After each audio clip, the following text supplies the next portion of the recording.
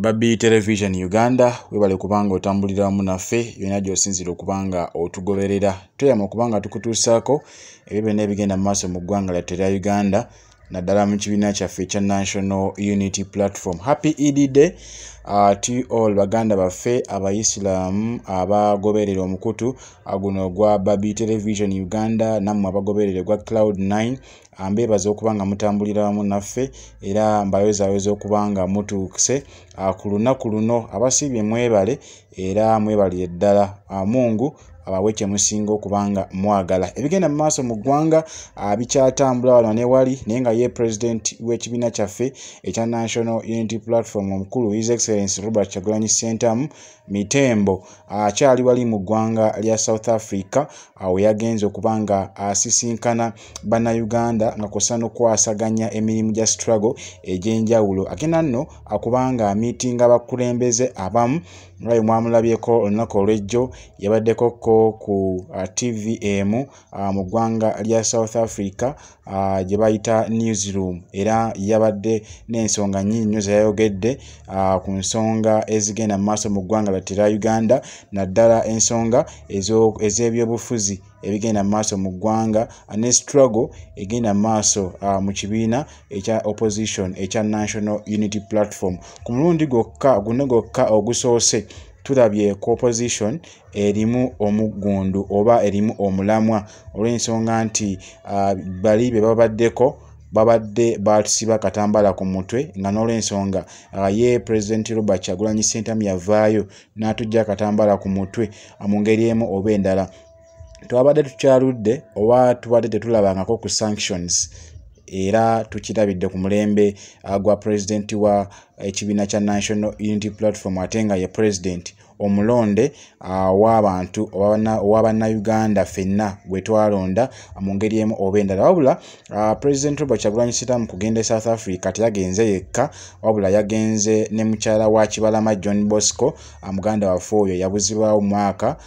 gwali gwa 2019 waliwo muganda waffe Motive Kasagga onono nga naye torture victim waliwo muganda waffe Sebuganda onono nga ye muyizi ow'Emakerere university yakubwa akakanista omukono ne guvaako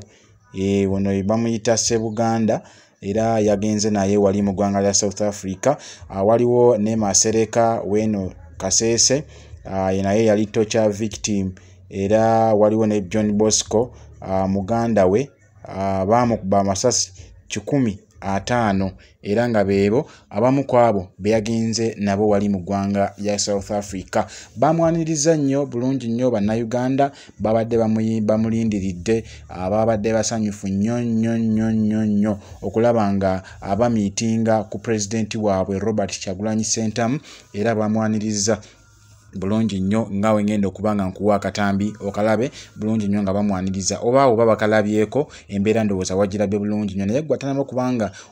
kubanga olaba president Robert Kyagulanyi Ssentamu nga yanirizibwa wali mu ggwanga lya South Africa akatambi nkayina ngenda kwakuteerayo naye nga tusuubira nti President Robert Kyagulanyi Ssentamu wakusisinkana ku Julius Malema onono nga ye main opposition candidate mu ggwanga lya South Africa era nga ono naye kyakola okuzoganya Ramaphosa yakimanyi era bino bigenda kubanga bikankanyamuko eggwanga lya South Africa si Luganda yokka wabula okusisinkana Malema ne Bobi Wine okusisinkana Malema ekyamazima waliwo panic oba okutintima okugenda mu maaso wakati w'abakulembeze bano ababiri okuli Museveni ne Ramaphosa olw'ensonga nti empologoma ebbiri mu kisaka zisisinkanye mu ggwanga erimu ate nga nalyo Malema kyalikola mu kulizoganya Bobi Wine kyakola wano mu ggwanga lyattu erya Uganda. Kansooke nkuwe embeera nga bwe yabaddewo wali nga President Robert Kyagulanyi Ssentamu alagibwa omukwano omungi nnyo nnyini ddala bannayuganda abamwaniriza.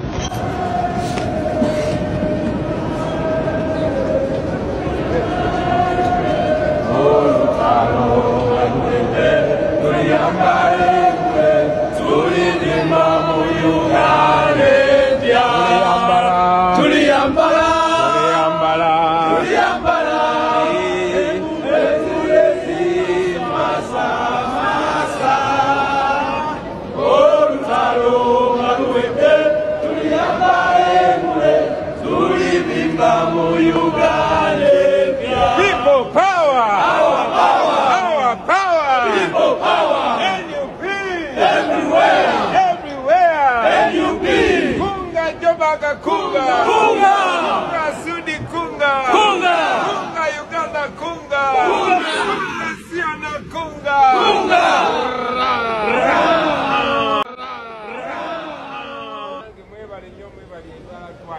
Mwebalire ddala size nozeka zene bakyali bange mugenda balaba zene kyali wange bamwita Ssebuganda ono gwe bakutulako omukono omuzi w'e Makerere zene kyali wange Masereka w'Ekasese ono bamutokyalinga mumujjukira zene kyali wange gwe bayita Motive Kasaga naye ekyo kya victimu zene kyali waffe John Bosco kule Karamoja mulya muganda zene mukyala Kibalama eyabuzibwawo ebisigadde tunabyogera naye mwebale nnyo okutwaniriza mwebalire ddala bw'ataabirabye bwe bityo bwe byabadde era bamwaniriza bulungi nnyo okolamu ka collection katono nnyo